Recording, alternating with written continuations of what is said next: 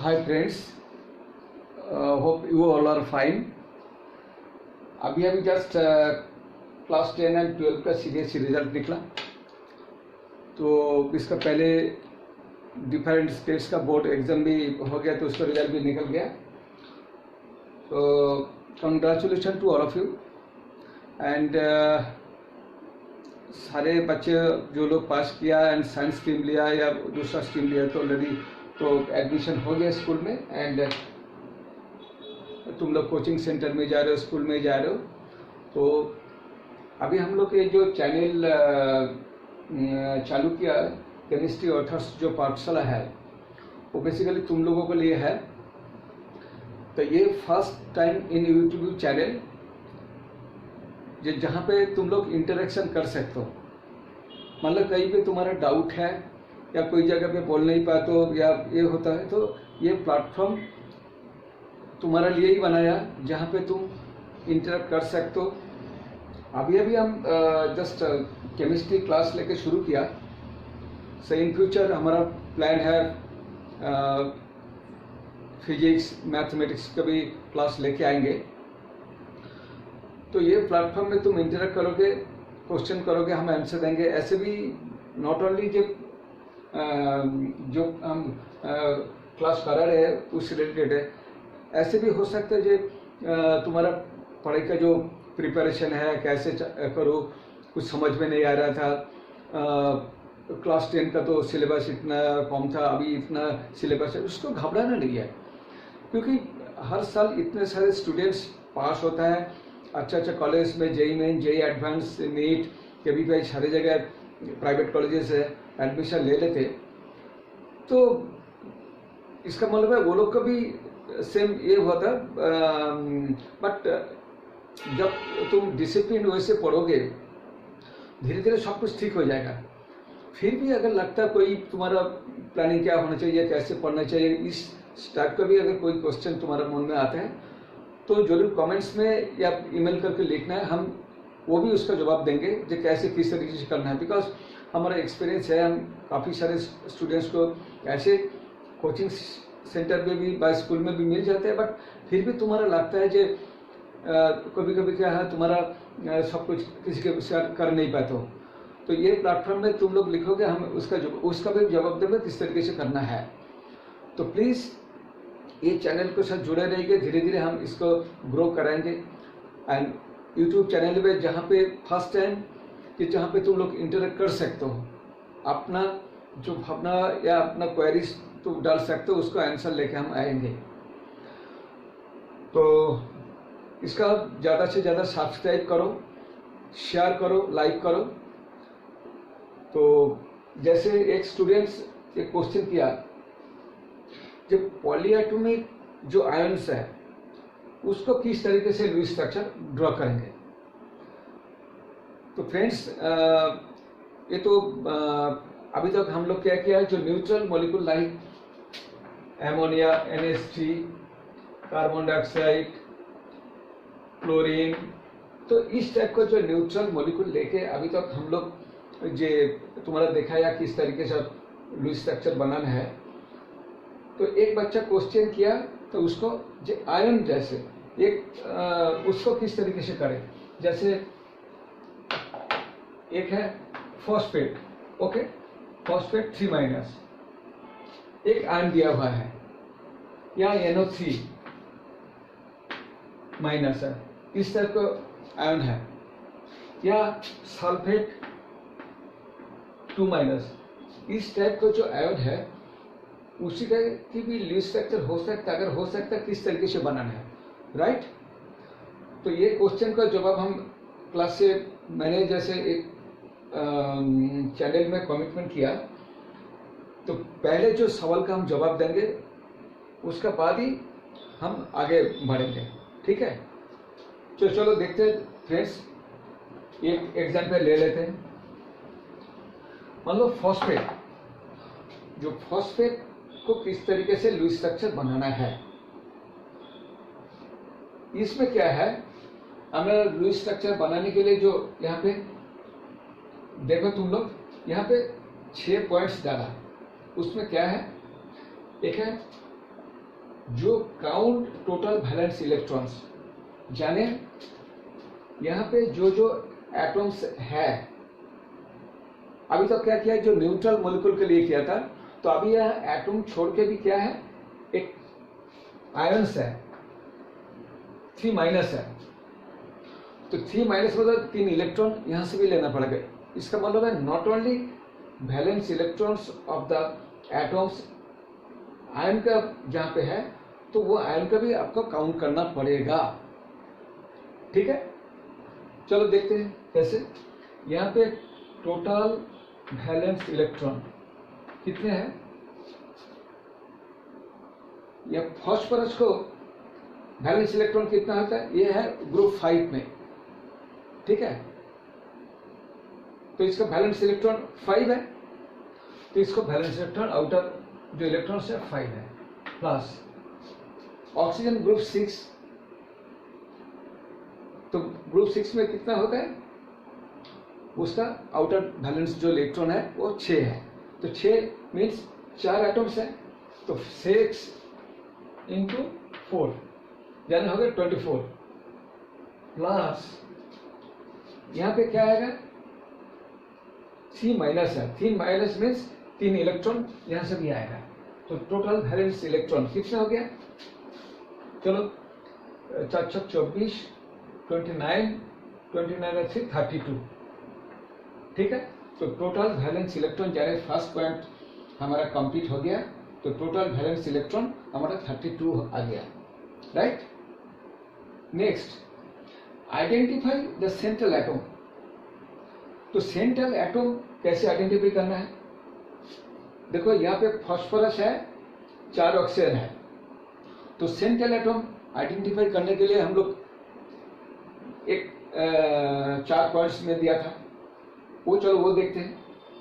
एकदम हम जो बड़े सिस्टमेटिक वैसे चलेंगे, अभी लगता है जी इतना पॉइंट्स हम कैसे काउंट करेंगे, यहाँ पे भी सेंटर 4 पॉइंट्स है, यहाँ पे 6 पॉइंट्स है, कुछ नहीं है, ये 1 से 2 मिनट टाइम लगेगा जब तुम प्रैक्टिस करोगे। अभी फर्स्ट टाइम देख रहे हो, कोई भी चीज़ है, कोई भी चीज़ शुरू में लगता है यार बहुत कठिन है, याद रखो जब तुम एक क्लास में जाते हो तो क्लास में क्या है, एक क्लास में तुम्हारा से फॉर एग्जाम्पल 50 स्टूडेंट्स एक क्लास में पढ़ रहे हैं। शुरू में जब नया क्लास में आ गया तो किसी का नाम तुमको पता नहीं है ना, तो जब पहला दिन गया, दूसरा दिन गया, धीरे धीरे धीरे क्या होता है, विद टाइम कुछ दिनों के बाद क्या होता है, जब 50 का जो स्टूडेंट्स है, 50 स्टूडेंट्स को नाम तुम्हारा सुनते सुनते ऑटोमेटिक तुम्हारा, क्योंकि डेली तुम इन स्टूडेंट से इंटरेक्ट कर रहे हो तो वो याद हो जाता है। उस टाइम मेमोराइज करने की जरूरत नहीं है, जो चीज़ हम डेली करते हैं, डेली देखते हैं, प्रैक्टिस करते हैं, तो उसी को ऑटोमेटिक आ जाता है ना। तो 50 स्टूडेंट्स को तुम नाम कैसे ये रखते हो, वो हो जाता है ना। ये भी ऐसा है, कोई भी चीज़ है उसका बार बार बार बार पढ़ने से, बार प्रैक्टिस करने से क्या होगा, वो भी ऑटोमेटिक आ जाएगा। उस टाइम देखा 1 से 1.5 मिनट, मैक्सिमम 2 मिनट्स, उसका ज़्यादा नहीं लगेगा। ठीक है, तो क्या है, how to select the central atom, उसमें क्या लिखा है, फर्स्ट पॉइंट क्या लिखा है, लेस नंबर। तो चलो सेंट्रल एटम 1 नंबर है, टोटल वैलेंस इलेक्ट्रॉन 2 नंबर में, ये कंप्लीट हो गया। सेकेंड पॉइंट्स, जो सेंट्रल एटम, सेंट्रल एटम के कैसे सिलेक्ट करना है, तो वो क्या है, लेस नंबर फर्स्ट पॉइंट है, ये फर्स्ट पॉइंट है। यहाँ पे लेस नंबर कौन सा है, ये हिसाब से फास्फोरस आ गया। ठीक है, सेकेंड क्या है, कैन फॉर्म मल्टीपल बॉन्ड्स। तो फास्फोरस तो मल्टीपल बॉन्ड्स बना सकते हैं, क्योंकि इसका वैलेंस इलेक्ट्रॉन 5 है, 5 जने हैं, मतलब 5 बॉन्ड्स बना सकते हैं, शेयरिंग करके बना सकते हैं ना, बना सकते हैं। तो ये भी बना सकते हैं, तो ये भी फास्फोरस आ गया। उसके बाद देखो लेस इलेक्ट्रोनेगेटिव, मैं पहले भी कहा ऐसे जरूरी नहीं है तो चारों पॉइंट्स को मीट करें, ऐसे भी हो सकता है सिर्फ 2 पॉइंट्स मीट करें, उससे भी हो जाएगा, मैंने पहले भी दिखाया भी है। तो यहाँ पे चलो देखते हैं, तो ये हिसाब से देखते हैं, तो ये यहाँ पे भी लेस इलेक्ट्रोनेगेटिव। अभी क्या है, फास्फोरस और ऑक्सीजन, ये दोनों का अंदर ऑक्सीजन इस right side of the periodic table, तो उसको इलेक्ट्रॉनेगेटिविटी ज़्यादा है। इसका अगर इसका 3.5, तो ये इससे तो कम है, क्योंकि नाइट्रोजन अगर 3 है तो ये नाइट्रोजन के नीचे है ना, इससे कम है, 3 से नीचे है, तो लेस इलेक्ट्रिक, ये भी फॉस्फोरस आ गया। तो इसमें मतलब सॉरी, तो इसके हिसाब से तो मेरा इससे मैंने पता चले कि यार सेंट्रल एटम तो पहले है तो लेस नंबर है, वही तो आएगा, मदर तो वही है, तो मदर तो एक ही है, तो वो आ गया, तो सेंट्रल एटम फॉस्फोरस हो गया। ठीक है, तो selection of the central atom, ये पॉइंट भी कंप्लीट हो गया। Next, draw skeleton. तो ड्रॉ स्केलेटन मतलब है मदर के साथ चिल्ड्रन जैसे मदर हाथ पकड़ के रखता है, ऐसे करके उसको बनाना है। तो मदर बन गया, सेंट्रल एटम बन गया। सो नेक्स्ट, स्केलेटन कैसे बनाना है? स्केलेटन तो 4 ऑक्सीजन है, तो 4 ऑक्सीजन को मैंने 4 मदर को हाथ बना दिया। क्या हो गया? 4 ऑक्सीजन पुट किया, चारों तरफ 4 ऑक्सीजन पुट किया, हो गया ना। तो ड्रॉ द स्केलेटन, स्केलेटन बन गया। ठीक है, तो स्केलेटन बन गया। अभी क्या देखना है? Fifth one, put remaining electrons. तो रिमेनिंग इलेक्ट्रॉन्स कितना रह गया? रिमेनिंग इलेक्ट्रॉन्स रह गया 4 बॉन्ड है, 4 कोवलेंट बॉन्ड मीन्स 4 into 2, एक बॉन्ड में 2 इलेक्ट्रॉन होता है, तो 4 में 8 इलेक्ट्रॉन। तो इससे अगर 8 इलेक्ट्रॉन माइनस करें तो कितना आ जाता है? 24 इलेक्ट्रॉन्स। तो रिमेनिंग इलेक्ट्रॉन मेरे पास है 24 इलेक्ट्रॉन्स, राइट। तो मैंने क्या बताया पिछले वीडियो में कि इलेक्ट्रॉन्स को फूड हिसाब से कंसीडर करो। ठीक है, तो 24 इलेक्ट्रॉन्स, रिमेनिंग इलेक्ट्रॉन्स, उसको क्या करना है हमको?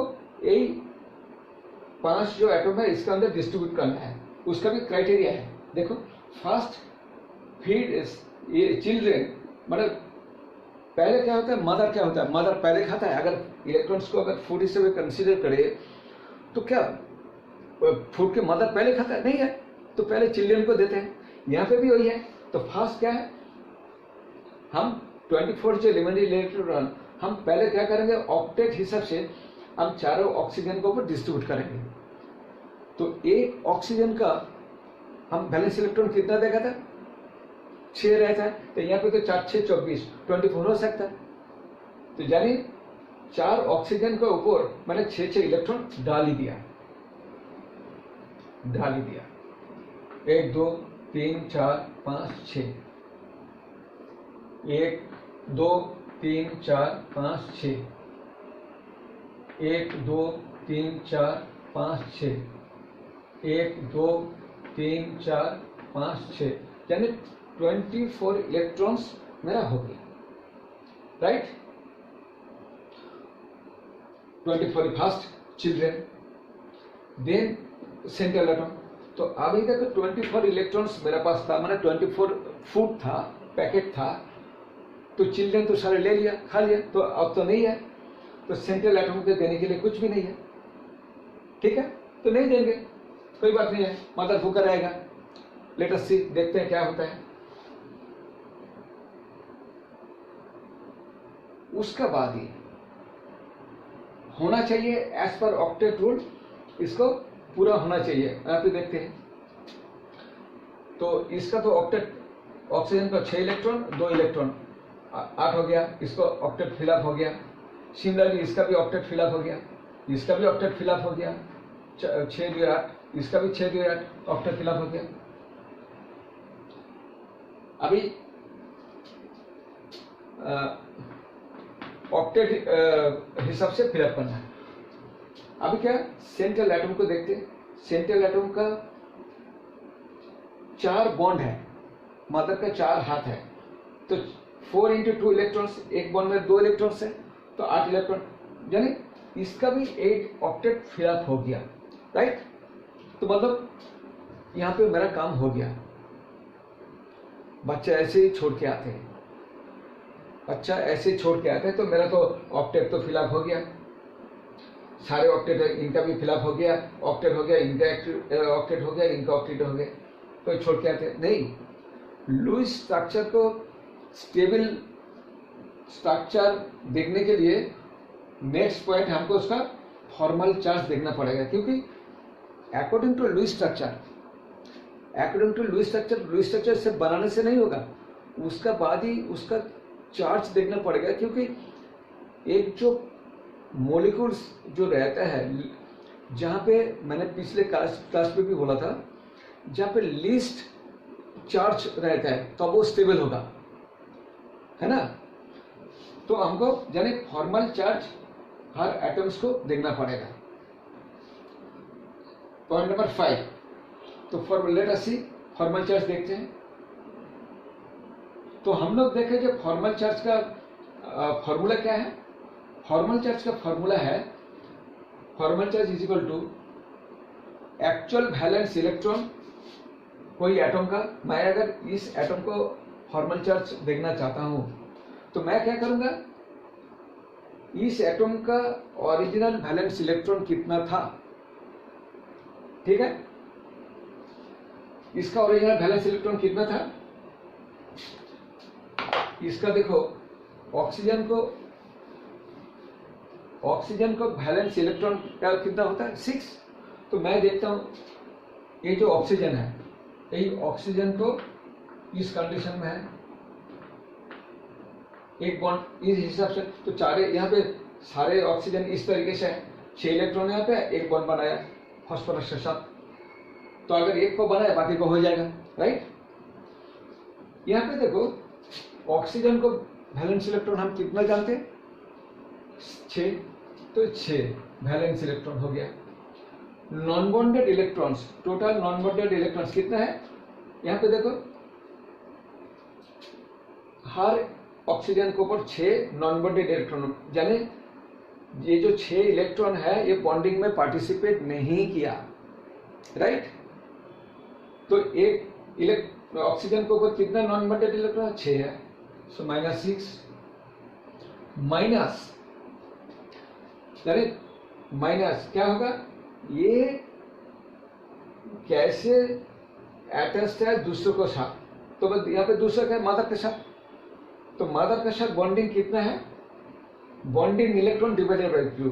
क्यों, बॉन्डेड इलेक्ट्रॉन क्या है 2 है, यहाँ पे एक ही बॉन्ड है, यहाँ पे देखो सिर्फ एक ही बॉन्ड है, जाना 2 इलेक्ट्रॉन है, तो 2 बॉन्डेड इलेक्ट्रॉन डिवाइडेड बाय क्यों डिवाइडेड बाय 2, क्योंकि ये जो बॉन्डेड इलेक्ट्रॉन्स इसका भी तो कोवैलेंट बॉन्ड का नियम क्या है, जो वंस बॉन्ड बन गया, बनने के बाद क्या होता है उसका इक्वल शेयरिंग होता है। तो जाने 2 इलेक्ट्रॉन्स का अगर एक बॉन्ड बन गया तो इसका हिस्सा क्या सिंगल इलेक्ट्रॉन, इसलिए जो टोटल बॉन्डेड इलेक्ट्रॉन्स को डिवाइडेड बाय 2, तो यहाँ पे एक ही बॉन्ड है, केवल ऑक्सीजन के साथ फास्फोरस के एक ही बॉन्ड है, तो एक ही बॉन्डेड है, 2 इलेक्ट्रॉन है, तो 2 इलेक्ट्रॉन डिवाइड बाय 2 कितना होगा 2/2, कितना होगा एक ही होगा, एक ही। तो देखो कितना चार्ज होता है 6 - 6 और 0 - 1, यानी यही ऑक्सीजन के ऊपर फॉर्मल चार्ज क्या हुआ -1। एंड ये सारे ऑक्सीजन जो अटैच्ड है सारे एक ही जैसे हैं, 6 इलेक्ट्रॉन है एक ही बॉन्ड बनाया, 6 इलेक्ट्रॉन है एक ही बॉन्ड बनाया, 6 इलेक्ट्रॉन है एक ही बॉन्ड बनाया, तो उसमें क्या होगा सारे का -1 आ गया, सारे का -1 आ गया, इसको कैलकुलेट करने की जरूरत नहीं है, राइट। अभी चलो सेंट्रल एटम जो मदर का देखते हैं, फास्फोरस के केस में फास्फोरस क्या है, किस कंडीशन में, इसका चारों ऐसे दे रहा हूं, तो इसको हम काउंटिंग करेंगे ऐसे। फास्फोरस का जो ग्रुप जो 5 या 15 जो भी है, तो 5 मीन्स उसका 5 इलेक्ट्रॉन है, बाहर इलेक्ट्रॉन बैलेंस इलेक्ट्रॉन 5 है ना, तो 5 है, बॉन्ड बैलेंस इलेक्ट्रॉन टोटल 5 है, माइनस नॉन बॉन्डेड इलेक्ट्रॉन कितना है, तो मीन्स बॉन्डिंग में पार्टिसिपेट नहीं किया ऐसे इलेक्ट्रॉन, इसका पास तो है ही नहीं है, क्योंकि यहाँ पे देखो 24 इलेक्ट्रॉन्स जो रिमेनिंग था वो तो चिल्ड्रन का जो ऑक्सीजन है उसको भी डिस्ट्रीब्यूट कर दिया, 24 हो गया, खत्म। अभी क्या है, कोई रिमेनिंग इलेक्ट्रॉन नहीं है जो बचा हुआ है, तो इसका मतलब फॉस्फोरस के ऊपर कोई नॉन बॉन्डेड इलेक्ट्रॉन नहीं है, तो नहीं है, इसको 0 लिखते हैं। माइनस यहाँ पे फॉस्फोरस 4 चिल्ड्रन के साथ, 4 ऑक्सीजन के साथ कितना बॉन्ड बनाया, 4 बॉन्ड बनाया, तो 4 जाने एक बॉन्ड में 2 इलेक्ट्रॉन, तो 4 × 2 8 इलेक्ट्रॉन्स, तो 8 तो उसका हिस्सा क्या है, आधा है, तो 8 इलेक्ट्रॉन्स डिवाइडेड बाई 2 कितना हो गया, क्या 4, जाने इसका हो गया 4, तो ये क्या आ गया 5 - 4, यानी इसका चार्ज हो गया 1, यानी यही फॉस्फोरस के ऊपर फॉर्मल चार्ज बन गया 1 +1। अभी देखो, जब हम फॉर्मल चार्ज लिख लिया, ठीक है, अच्छा अभी समझ में आया जो कैसे फॉर्मल चार्ज, मैंने क्या किया, first count the total valence electron, count total valence electron हो गया, है ना, टोटल वैलेंस इलेक्ट्रॉन हो गया, तो ये हमारा लुईस स्ट्रक्चर बन चुका है विथ फॉर्मल चार्ज। तो अभी फॉर्मल चार्ज देखने क्यों चाहते हैं, देखना इसलिए जरूरी है क्योंकि हम कोई भी मॉलिक्यूल्स रहता है हमेशा न्यूट्रल कंडीशन में ही, जहाँ पे चार्ज डिस्ट्रीब्यूशन नहीं है, चार्ज नहीं है, न्यूट्रली मॉलिक्यूल ज़्यादा स्टेबल है। तो अगर फॉर्मल चार्ज हम basically this is a hypothetical, bonded condition में फॉर्मल चार्ज क्या है, बॉन्डेड कंडीशन में जो किस तरीके से बॉन्ड बनाया उसके ऊपर इलेक्ट्रॉन्स कितना है, तो ये सब ऑक्सीजन स्टेट कितना है, किस कंडीशन में है, देखने के लिए फॉर्मल चार्ज हम देखते हैं। इसे हाइपोथेटिकल, रियलिटी में नहीं है। तो अभी क्या करना है कि उसको चार्ज को मिनिमाइज करना है। लास्ट पॉइंट क्या है, मिनिमाइज द चार्ज। ओके, जो चार्ज मिनिमाइज हमको करना है, किस तरीके से कर सकते चार्ज मिनिमाइजेशन, यहां पे मिनिमाइजेशन करने के लिए तो हम क्या कर सकते हैं, यहाँ पे एक जो 2 इलेक्ट्रॉन है, किसी का ऑक्सीजन, यहाँ पे तो सारे ऑक्सीजन एक जैसा है, तो किसी के एक इलेक्ट्रॉन, 2 इलेक्ट्रॉन दे के इधर एक तो सिंगल बॉन्ड था और एक बॉन्ड बना दिया। इसके थोड़ा सा बड़ा करके लिखते हो, ठीक है, थोड़ा सा बड़ा करके लिखते हो, सब समझ में आएगा। एक oxygen oxygen oxygen oxygen 2 4 6 2 4 6 2 4 6 electron, 2 4 6 electron. तो इसमें अभी तक तो पहले सिंगल बॉन्डेड था, यहाँ पे -1 चार्ज, -1 चार्ज, -1 चार्ज, -1 चार्ज, ये +1 चार्ज। तो हमका अगर चार्ज देखो 4 माइनस है, एक मॉलिक्यूल के अंदर इतने सारे चार्ज है, टोटल 5 चार्जेस, 4 ऑक्सीजन एटम, चारों -1 चार्ज का है, फॉस्फोरस इससे +1 चार्ज। क्या इतने सारे चार्ज लेके एक एटम स्टेबल हो सकता है? तो हम क्या करेंगे, उसको कैसे मिनिमाइज कर सकते हैं? तो मिनिमाइज कर सकते हैं, एक जनरली क्या होता है, कोई जगह पे ऐसे बोलते हैं कि एक जो साइड बाय साइड एक प्लस एक माइनस हटा के उसको एक डबल बॉन्ड दे दो, तो ये जो माइनस है प्लस हटा से उस, तो ऐसे भी ये करो, यहाँ से ये चार्ज ये करने के लिए अगर ऐसे मैंने 2 इलेक्ट्रॉन इसका देके यहाँ पे एक बॉन्ड बना देता हूँ, तो इसका मतलब माइनस चार्ज को इसको देके, जो ये जो माइनस चार्ज आया था, तो इसको देके यहाँ पे बॉन्ड बना देता हूँ। यहाँ पे प्लस जो 1 था वो खत्म हो गया। अभी क्या इसके पास जो ज्यादा फोर्स था, इलेक्ट्रॉन्स था, ये इसको दे दिया, 2 इलेक्ट्रॉन था, ये मदर को दे दिया। यहाँ पे देखो इसका ऑक्टेट, इसका तो कुछ हाथ नहीं लगाया, इसका भी हाथ नहीं लगाया, इसका भी हाथ नहीं लगा, तो सिर्फ इसी का जो 2 इलेक्ट्रॉन एक मदर को दे दिया। अभी क्या ये ऑक्सीजन के ऊपर 4 इलेक्ट्रॉन है और ये 2 बॉन्ड है, जाने 4 इलेक्ट्रॉन है, तो टोटल 8 इलेक्ट्रॉन, इसका भी कंप्लीट हो गया। तो जाने जो साइड अटैच्ड एटम है, जो चिल्ड्रन है, हर एक को ऑक्टेट चाहिए था, तो ऑक्टेट कंप्लीट हो गया, राइट। अभी मदर को देखते हैं। मदर को देखो, यहाँ पे ए ऑक्सीजन का साथ ये डबल बॉन्ड है, तो 2 बॉन्ड 3 4 5, जाने टोटल 5 बॉन्ड, जाने टोटल 10 इलेक्ट्रॉन है यार। इसका तो ऑक्टेट फिलअप नहीं हुआ, तो ये तो ऑक्टेट रूल फॉलो नहीं किया। इस ये द जो ऑक्टेट रूल, जो लुईस स्ट्रक्चर का जो क्या बोले ड्रॉबैक है, इट कैनॉट एक्सप्लेन, बट ये कर सकते हैं टू मिनिमाइज द चार्ज। ये फॉस्फोरस क्या है, इस तरीके से जो एटॉम्स है, जहाँ पे सेकेंड पीरियड का नीचे जो है, जैसे थर्ड पीरियड है, नाइट्रोजन का बाद ही पीरियड क्या है, नाइट्रोजन का ऊपर सेकेंड पीरियड है, थर्ड पीरियड फॉस्फोरस। तो यहाँ पे क्या डी ऑर्बिटल आ जाता है, डी ऑर्बिटल 3d ऑर्बिटल आ जाता है। तो 3d जो ऑर्बिटल है, एंड यहाँ पे एक्स्ट्रा एनर्जी लेवल आ गया, एक डी ऑर्बिटल आ गया, मतलब यहाँ पे एक्स्ट्रा एनर्जी लेवल आ गया। तो वो जो extra energy level D orbital है, 5 ऑर्बिटल्स रहता है, तो 5 है, 10 इलेक्ट्रॉन कैपेसिटी है, तो 10 इलेक्ट्रॉन वो ले सकते हैं। तो क्या है, इसका जो इलेक्ट्रॉन है यहाँ पे ले सकते हैं। फॉस्फोरस का कोई प्रॉब्लम नहीं है, इसको एक्स्ट्रा एनर्जी लेवल है। एस पी एस, इसका एस P6, इसका 3d आ गया, तो 3d में ये 2 इलेक्ट्रॉन ले सकते हैं, right. They have the capacity, they can accept electron 2 electrons from the children, लेके ये इसका डबल बॉन्ड बना सकते हैं। यानी अभी क्या हो गया, तो अगर ऐसे इसका जो एक्स्ट्रा एनर्जी लेवल है, तो वो एनर्जी लेवल पे 2 इलेक्ट्रॉन एक्सेप्ट किया करके इसका चार्ज क्या हो गया, अभी पहले क्या था, 4 माइनस था, एक प्लस था, अभी क्या हो गया, 3 माइनस हो गया।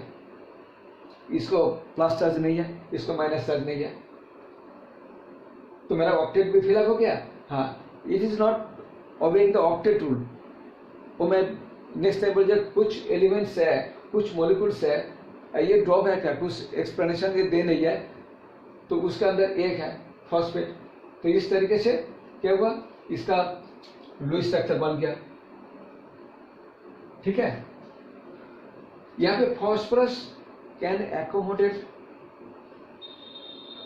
ये जो एनर्जी लेवल है, थर्ड एनर्जी लेवल है, थर्ड एनर्जी लेवल, तब उसका जो डी ऑर्बिटल है, डी ऑर्बिटल में जो इलेक्ट्रॉन एकोमोडेट कर सकता है, वो लिया, लेके इसका इस तरीके से बॉन्ड बना के उसका स्टेबिलिटी हो गया। तो यानी चार्ज मिनिमम हो गया, तो ये मॉलिक्यूल हो गया स्टेबल है। इसको किस तरीके से लिखते हैं, ये P4 3 माइनस है, -1 -1 -1, तो इसको इस तरीके से, यानी तुम लोग देखते हो 3 माइनस, या कोई कोई जगह पे इस तरीके से लिखते हैं। तो जाने हम लोग जब जो एक जो क्वेश्चन आया था, जो how to draw the Lewis structure of the polyatomic ions, हो गया, ठीक है।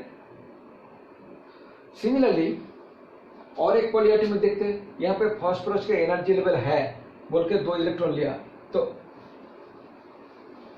ठीक है। तो how to draw the polyatomic ion,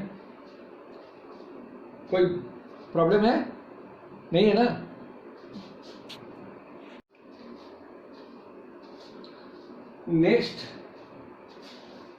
next एक स्टूडेंट क्वेश्चन किया था, सर ये जो लुईस स्ट्रक्चर हम बनाते हैं, तो ऑक्टेट फिलअप होना क्या जरूरी है या मस्ट है, या हम लुईस स्ट्रक्चर सबको बना सकते हैं and with following the octet rule. देखो, लुईस स्ट्रक्चर तो हम हर एक मॉलिक्यूल का बना सकते हैं, बट वो मे follow the octet rules, may not follow the octet rules. ये है जो ऑक्टेट रूल का ड्रॉबैक है, ये ड्रॉबैक का अंदर आता है। जैसे मैंने देखा है, जैसे फॉस्फेट फॉस्फेट को क्या देखा जो फॉस्फोरस यहाँ पे जो 5 बॉन्ड बनाया था 3 ऑक्सीजन के साथ, हाँ वहाँ पे और एक दिखाना था, मैंने भूल गया। ये फॉस्फेट एक ऑक्सीजन के साथ जो डबल बॉन्ड बनाया था, तो यहाँ पे क्या होता है, ये माइनस होकर आता है, ये माइनस और ये माइनस था। तो यहाँ पे क्या था, ये दो इलेक्ट्रॉन से इलेक्ट्रॉन को दिखाया था, ठीक है, इसको 6 रख दिया था, 6 रख दिया, राइट, इसको 6 रख दिया था, राइट। इसमें क्या है, क्या केवल यही चिल्ड्रेन मतलब यही ऑक्सीजन ही इसको देगा और बाकी जो 3 ऑक्सीजन दे नहीं सकता? नहीं, ऐसे नहीं है, दे सकता है, दे सकता है।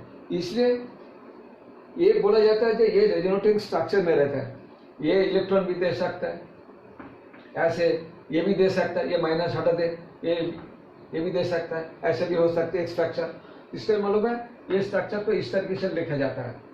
देखिए और एक स्ट्रक्चर लिखा जो यहाँ पे मान लो पहले था, यहाँ पे ऐसे था,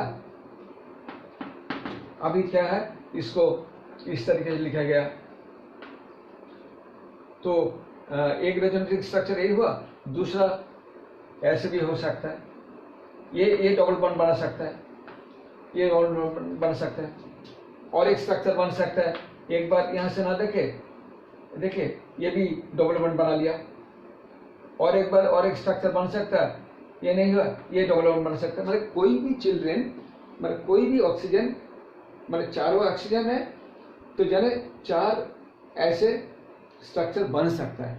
तो ऑल स्ट्रक्चर ये is called the resonating structure, इसलिए उसका एक रेजोनेटिंग स्ट्रक्चर के हिसाब से रहता है, ठीक है। एंड ऑल स्ट्रक्चर का contribution same, because all are the same type of bond, same atoms, तो ये रेजोनेटिंग स्ट्रक्चर में रहता है। और ये फॉर्मल चार्ज का बनाना इसलिए जरूरी है, ये जो रेजोनेटिंग स्ट्रक्चर, चलो इस केस में तो हो गया, सारे एटम्स सेम है, तो all are the similar resonating atoms हो गया। कोई जगह पे होता है जो पार्टिकुलर एक रेजोनेटिंग स्ट्रक्चर जहाँ पे चार्ज सबसे मिनिमाइज है, उसका कॉन्ट्रीब्यूशन ज़्यादा रहता है, तो उसका कैरेक्टरिस्टिक्स, उसका प्रॉपर्टीज ज़्यादा शो करता है, ठीक है। तो एक,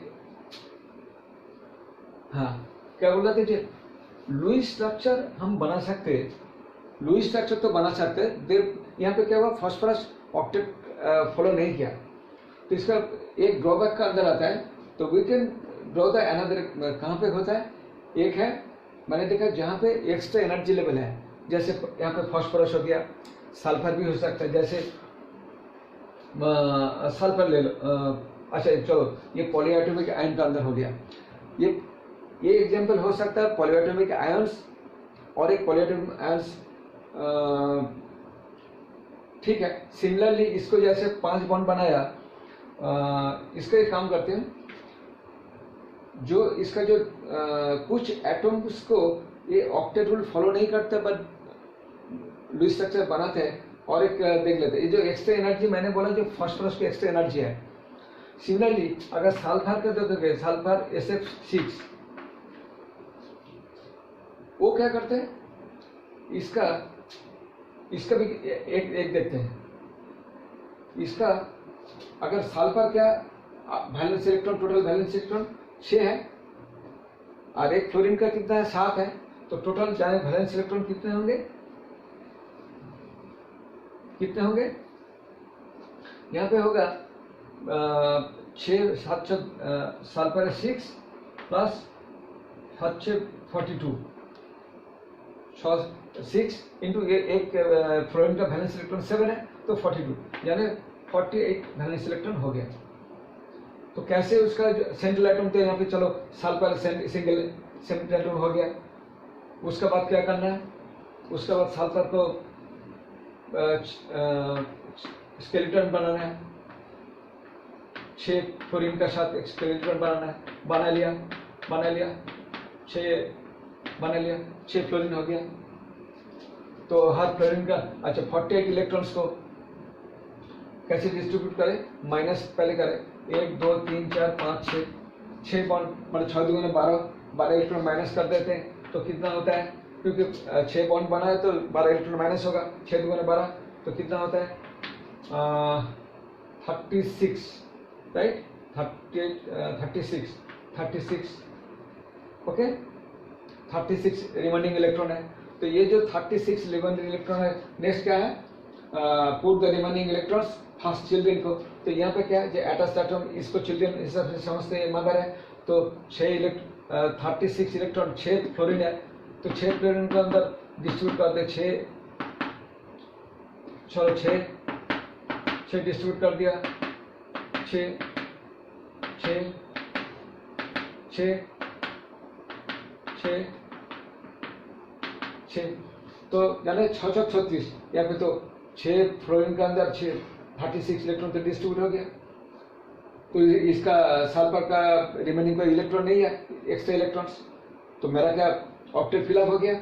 अब देखो fluorine 6 every fluorine is similar, 6 electron यहाँ पे है, 2 इलेक्ट्रॉन, तो सिमिलरली और फ्लोरीन एटम्स को ऑक्टेट फिलअप हो गया। अगर सल्फर का देखें, मदर का देखें, उसमें क्या 6 बॉन्ड है, तो 6 बॉन्ड है 6 × 2 मतलब 12 इलेक्ट्रॉन्स, मीन्स मदर का पास क्या है 12 इलेक्ट्रॉन्स। ये 12 इलेक्ट्रॉन कहाँ अकोमोडेट करेगा, इसका जो एक्स्ट्रा जो एनर्जी लेवल है, सल्फर कहाँ बैठता है, सेकंड पीरियड में ऊपर है ऑक्सीजन, ऑक्सीजन के नीचे देखोगे सल्फर है, तो sulphur minus 3D energy level है। ये जो 3D एनर्जी लेवल में, तो ये अकोमोडेट एक्स्ट्रा इलेक्ट्रॉन अकोमोडेट कर सकते हैं, जैसे अबव 8 ये एनर्जी, हायर एनर्जी जहाँ पे है एक्स्ट्रा एनर्जी लेवल में 8 छोड़ के ये 12 इलेक्ट्रॉन अकोमोडेट कर रहा है डी ऑर्बिटल्स में। तो इस सर्किट इसको एक्सप्लेन कर नहीं सकते हैं, पर ये लुईस स्ट्रक्चर बन रहा है। तो this is the another example of Lewis structure जहाँ पे ये ऑक्टेट रूल फॉलो नहीं होता है, ठीक है। तो और एक एग्जांपल देखते हैं। ये तो चलो मैंने फॉस्फोरस देखा है, सल्फर देखा है, जब मादर का पास यहाँ पे एक्स्ट्रा एनर्जी लेवल है। दूसरा कैटेगरी जहाँ पे देखा था, जहाँ पे और एक जगह पे ये जो एक्स्ट्रा एनर्जी है वहाँ पे भी एबनॉर्मलिटीज है, इस मतलब कैन नॉट एक्सप्लेन। सेकंड देखो, और एक कॉमन एग्जांपल दिखाता हूँ, जो वाटर है। मान लो वाटर है H2O, यहाँ पे सेंट्रल एटम कौन बनेगा, अच्छा यहाँ पे क्या है, टोटल इलेक्ट्रॉन, ऑक्सीजन का 6, वैलेंस इलेक्ट्रॉन 6 प्लस 2 हाइड्रोजन का है, तो 2 हाइड्रोजन का 2, टोटल कितना है 8। तो 8 इलेक्ट्रॉन्स को हम डिस्ट्रीब्यूट करना, oxygen central atom single atom, 2 hydrogen हो गया, स्केलेटन बना लिया। अभी क्या है, 2 इलेक्ट्रॉन 2 4 इलेक्ट्रॉन, 4 माइनस कर देते हैं, रिमेनिंग वैलेंस इलेक्ट्रॉन 4 रह गया। 4 इलेक्ट्रॉन्स को डिस्ट्रीब्यूट करना है, कहाँ पे करेंगे, यहाँ पे 4 इलेक्ट्रॉन यहाँ पे डिस्ट्रीब्यूट करेंगे। 4 इलेक्ट्रॉन कहाँ पे देना है, अब सोचो। यहाँ पे लुईस स्ट्रक्चर तो बन गया, अभी देखो जो 4 इलेक्ट्रॉन मुझे कहाँ रखना है। यहाँ पे तो देखो ये हाइड्रोजन है एकदम फर्स्ट पीरियड में, एकदम टॉप पोजीशन में है। अगर हम फर्स्ट पीरियड देखते हैं, यहाँ पे हाइड्रोजन है, यहाँ पे हीलियम है। सेकेंड पीरियड में लिथियम है, लास्ट में क्या नियोन है, यहाँ पे फ्लोरीन है, ठीक है। ये है फर्स्ट पीरियड में, ये है सेकेंड पीरियड में। यानी फर्स्ट पीरियड का मतलब है यहाँ पे एनर्जी लेवल 1 है। Energy level 1 means 1s energy level, मतलब एस एनर्जी लेवल है। यहाँ पे पी नहीं है, पी स्टार्ट होता है यहाँ से। सेकेंड पीरियड में क्या है, एस आता है, पी आता है। जहाँ पे एस में मैक्सिमम 2 रह सकता है, पी में 6 रह सकता है। क्योंकि संप्रति मैम तुम्हारा पीरियोडिक टेबल में पढ़ाया होगा, जे मैक्सिमम कैपेसिटी एक जो एस एनर्जी लेवल में रहता है, एस ऑर्बिटल में रहता है 2, पी में 6, डी में 10, एफ में 7। एंड सेकेंड पीरियड में 2 एनर्जी लेवल है, S energy level and P energy level. लेकिन पीरियड नंबर 1 पे हाइड्रोजन हीलियम है, यहाँ पे केवल सिंगल एनर्जी लेवल है, वो जो 1s। तो 1s का जाने इसका कैपेसिटी कितना है, मैक्सिमम 2 इलेक्ट्रॉन, क्योंकि यहाँ पे पी तो है ही नहीं है ना।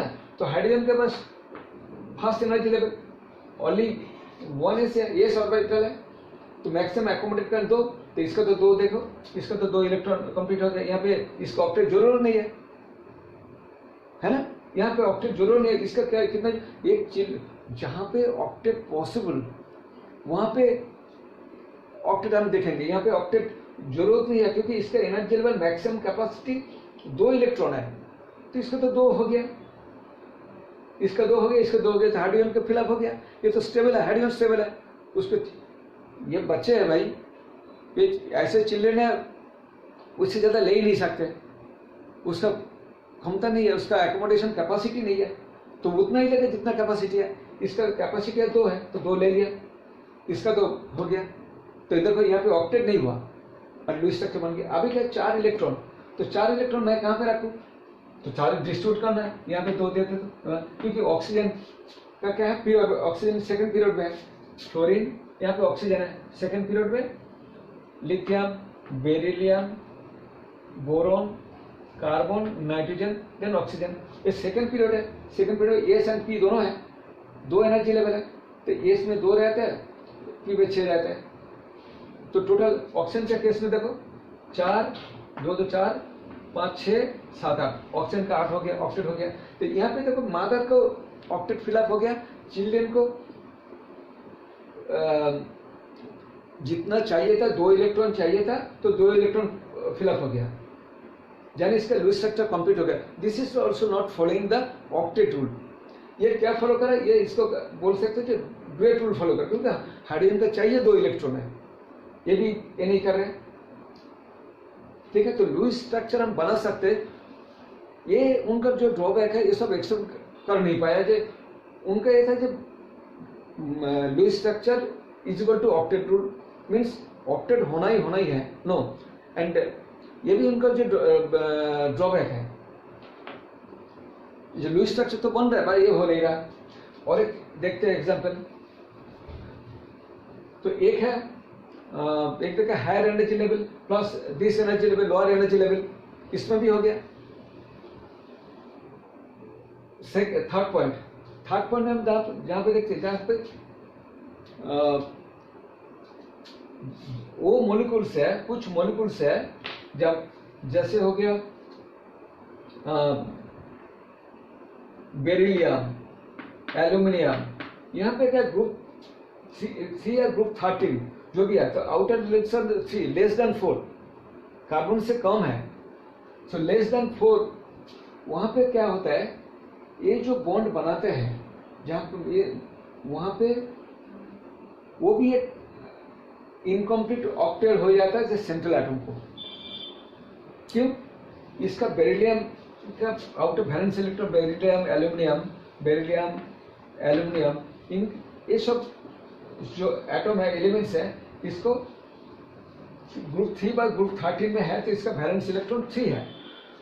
तो valence electron 3 means they can form only 3 bonds, उससे ज्यादा बना नहीं सकते, ठीक है। तो उस जगह पे क्या होगा, तो जैसे एग्जांपल ले लेता हूं, एक बेरिलियम फ्लोराइड,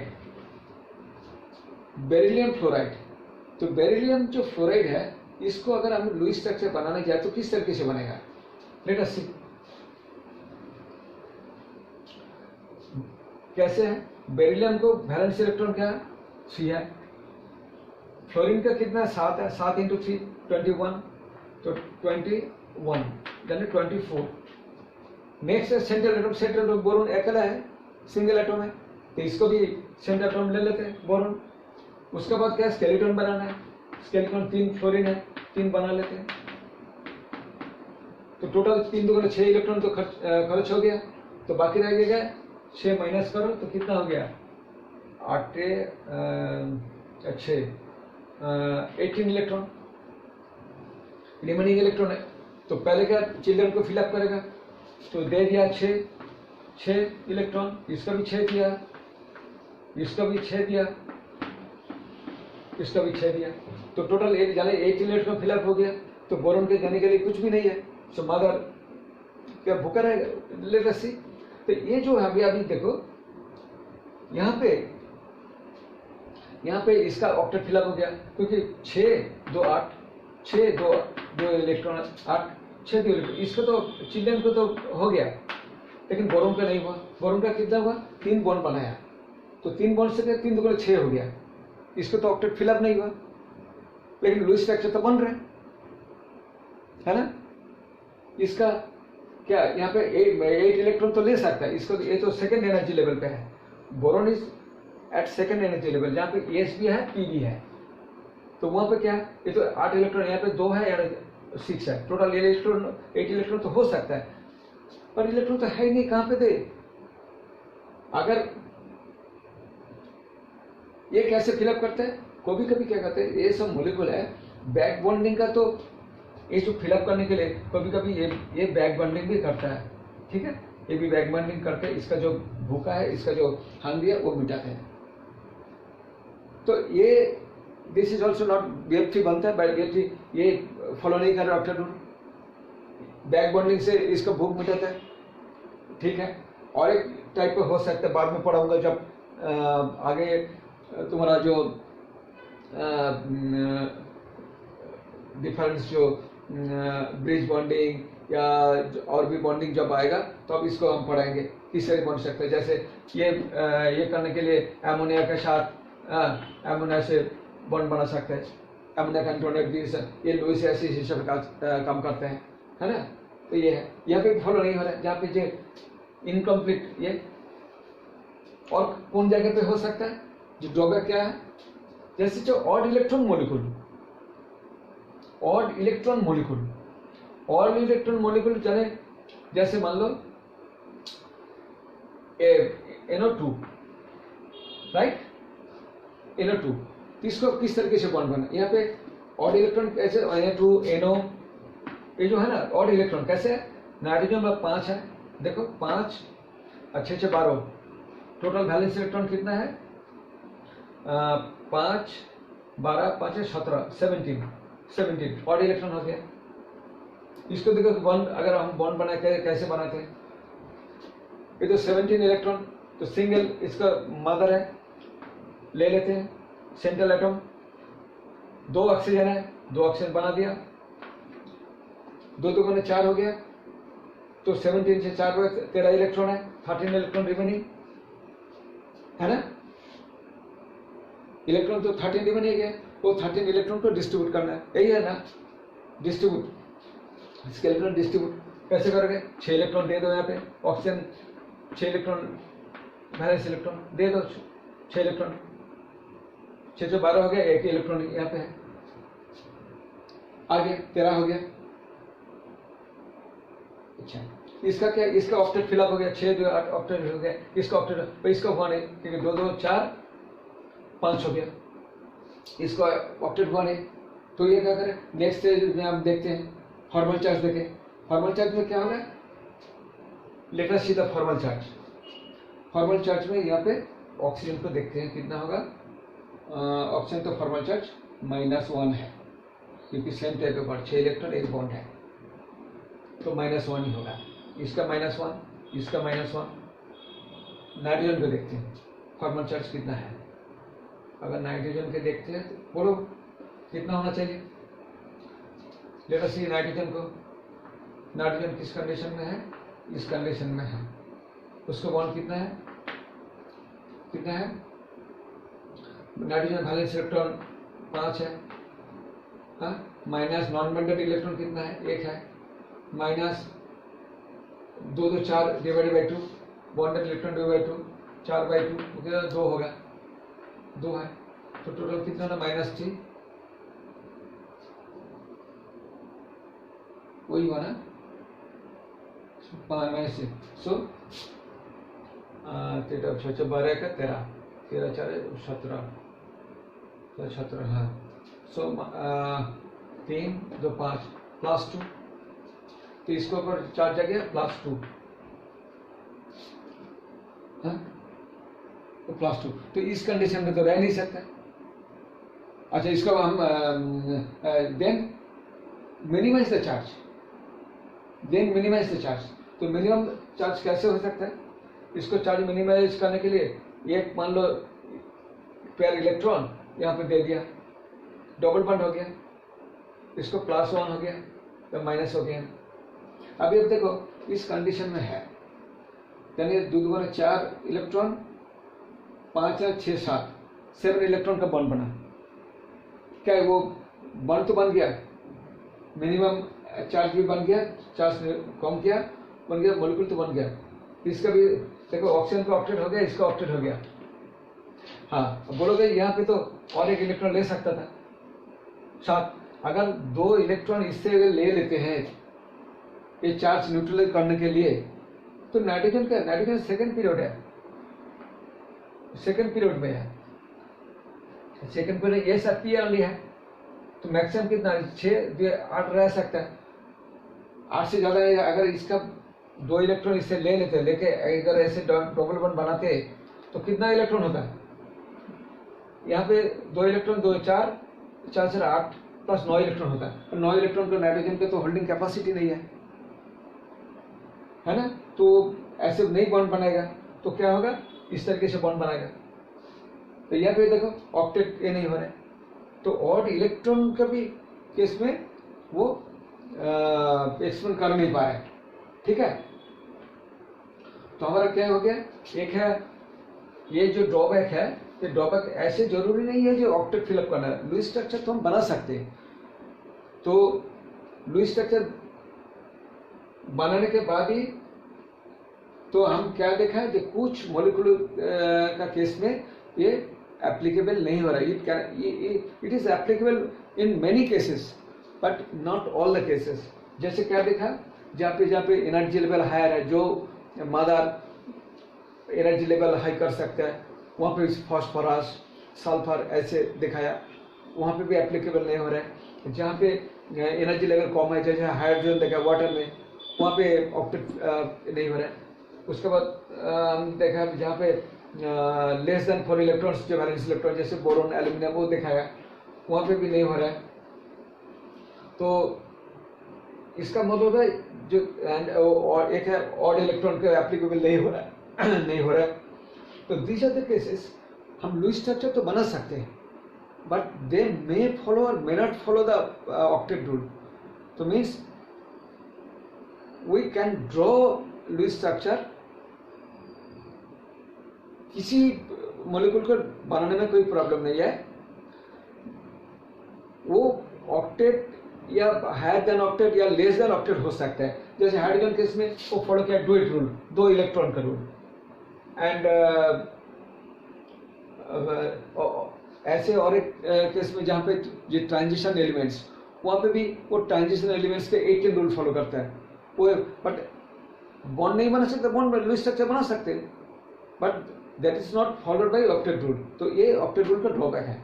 ठीक है, सो फ्रेंड्स आज इतना तक है, तो नेक्स्ट क्लास में हम आगे बढ़ेंगे। तो अगर अच्छा लग रहा है तो सब्सक्राइब करो, सब्सक्राइब करने से तुम्हारा जो पास जो न्यू वीडियो हम पोस्टिंग करते हैं वो आ जाएगा, एंड वो तुम देख सकते हो, तुम्हारा क्वेश्चन भी कर सकते हो, इंटरेक्शन कर सकते हो। And this is the first channel, again हम बोल रहे हैं कि ये first time in YouTube channel जहाँ पे तुम इंटरेक्ट कर सकते हो, तुम्हारा क्वेश्चन भी हम आंसर देंगे। तो दोस्तों यहाँ पे आप जितना सब्सक्राइब करेंगे हमारा आगे बढ़ते चला जाएगा, हमारा भी इंटरेस्ट बढ़ेगा, तुम्हारा इंटरेस्ट बढ़ेगा, तुम्हारे क्वेश्चन का। तो ऐसे भी बहुत सारी चीज़ तुम किसी को बोल भी नहीं सकते हो, तुम यहाँ पे बोल सकते हो, हम बिना नाम के तो तुम्हारा ये बोल देंगे तो तुम्हारा एक्सप्लेनेशन भी हो जाएगा। ठीक है, तो ये सारे हम पढ़ा रहे जो वो ऑलरेडी इसका रेफरेंस जो बुक है, रेफरेंस बुक का बोल रहे हैं the ultimate guide to inorganic chemistry जो बाय एटियंस, वहाँ से हम पढ़ा रहे, तो you can follow this on this book. ठीक है, सो Okay, hello everyone. So actually many of you had asked कि जो भी हम पढ़ा रहे हैं what are the references for that और उसके notes कहाँ मिलेंगे. So for that I am clarifying it today itself कि you can find all the references and all the notes जो भी हमने अभी तक पढ़ाया, मैंने या मेरे डैड समीर मायरा ने, उन्होंने अभी तक जितना भी पढ़ाया है या आगे भी पढ़ाने वाले हैं, all the notes, all the references we are taking from our book जो हम दोनों ने खुद compile किया है. It has been a really fun experience compiling this book for you guys, and the book name is The Ultimate Guide to Inorganic Chemistry by IITians, and it's compiled by both of us, Mr. Sameer Mehra and me, Sampriti Mehra. Basically, let me tell you, ये book किसके लिए है? The book is for all the students who are in currently class 11th, whether they're studying in CBSE or ICSE, or whether they're preparing for JEE Mains, JEE Advanced, KVPY, NEET, and any other competitive exams. Why? Because this book is absolutely suited for everyone, क्योंकि हमने इसमें हर एक concept को बहुत ज़्यादा depth में cover किया है. Yet, let me tell you, it is not like any other book, because I can tell it with whole confidence कि ऐसी बुक आपको मार्केट में नहीं अवेलेबल होगी. Now, why can I say this with full confidence? That is because अभी आप chemistry की कोई भी बुक उठाओगे मार्केट से, the thing is, you'll open up a chapter, आपको एक टॉपिक पढ़ना है, then you have to read a long story. आपको एक बड़ी सारी स्टोरी पढ़नी होगी, उसमें से आपको अपनी काम की लाइंस अंडरलाइन करनी होगी. देन आपको उसमें रीज़न ढूंढना होगा, अच्छा ये इफेक्ट है, ये ऐसा क्यों हो रहा है, एक्सेप्शन इसका कहाँ पे लिखा है. बहुत ज़्यादा क्लटर हो जाता है, and it's time consuming also. Because see as a JEE aspirant मुझे भी पता है, जब तक ये बुक अवेलेबल नहीं थी मार्केट में, जितनी बुक्स अवेलेबल है, द थिंग इज़ आपको एक टॉपिक के लिए you have to refer multiple books, which is really time consuming, and एक सब्जेक्ट के लिए इतना एफर्ट जस्ट वर्थ इट नहीं होता है. So that's why being a JEE aspirant myself, I know what kind of problems we people have to face, time constraints and a lot of things. तो उन सब चीज़ों को हमने दिमाग में रख के we have compiled this book, and the thing is, why do I recommend you to buy this book? The thing is, it is written by the people who have been there. I have been a JEE aspirant myself, and I know what is actually needed by the aspirants. It's concise, to the point, easy to understand with lots of examples. Everything which we have explained, even in my lectures or in my father's lectures, we always include examples, and we have been always concise. Okay? Second is it's multicolored, and the important concepts, reasons, exceptions, and the data in the tables, everything is colorful and it's highlighted too. So you don't need to sit and underline each and every line. No, in that way we are saving your time by already highlighting and underlining the things which you need. And also this book serves as a textbook plus problem solving, जो normally नहीं होता, because we have to refer a book for reference, and एक दूसरा हमें module करना होता है for questions. Not at all required, because इसमें आपका theory भी है plus questions भी है, right? And that's why I would recommend it highly for you guys, and please buy it ASAP. I would request you all. The link for the website could be found in the description box below, and in the website, also in the description, I have given the Amazon and Flipkart links जहाँ पे book available है. आप website पे भी check कर सकते हो, वहाँ पे भी लिंक्स अवेलेबल है. Also if you guys want to preview the book before buying, उसका भी ऑप्शन है. So when you open the website, आपको यहाँ पे जो PDF लिखा है ना, वहाँ पे आप क्लिक करना, and this will open up in a new window, और आपको एक PDF मिलेगा, sample PDF. So there you can understand जो चीज़ें मैंने अभी तक बोली, why they are helpful for you guys. So you can see how multi coloured, एंड ये जो नोट्स वगैरह है, all the exceptions, everything have been coloured. You can see the things yourself. How concise it is. ये चीज़ें normally एक बड़ी story में लिखी होती हैं, and it's just very time consuming. I've been there, I have read such things. मुझे पता है. See for yourself.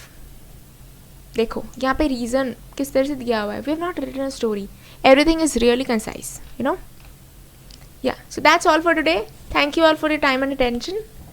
Any questions? Please comment in the comment box, or you can email your doubts. Thank you.